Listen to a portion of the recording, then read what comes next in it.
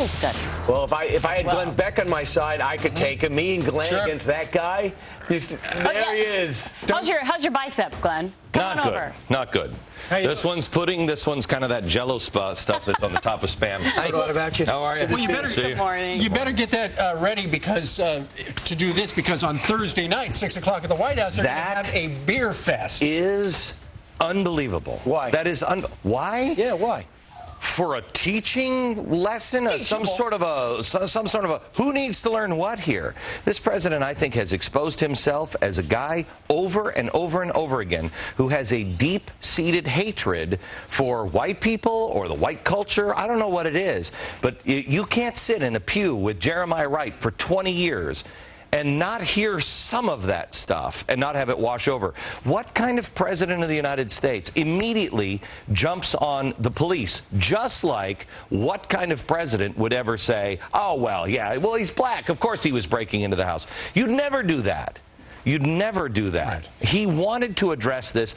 Now they're going to have a beer? That's obscene. It seems weird to me that he wanted to perpetuate the story. What's even more interesting, though, is that reports are coming out that he actually wanted that question. Yeah, he did. The night. So he thought through potentially the words that he was going to use. You bet. Which is a different story than just doing it off the cuff.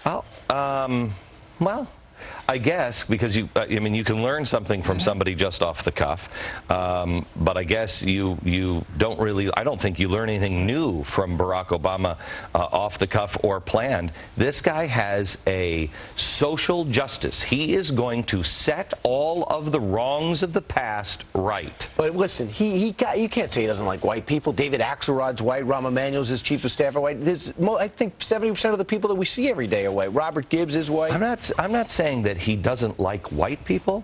I'm saying he has a problem. This guy is, I believe, a racist. Look at the way. Look at the things that he has been surrounded by. Give us an example aside from this. Let's give his new green job czar. The guy is again black liberation theology, a black nationalist who is also an avowed communist.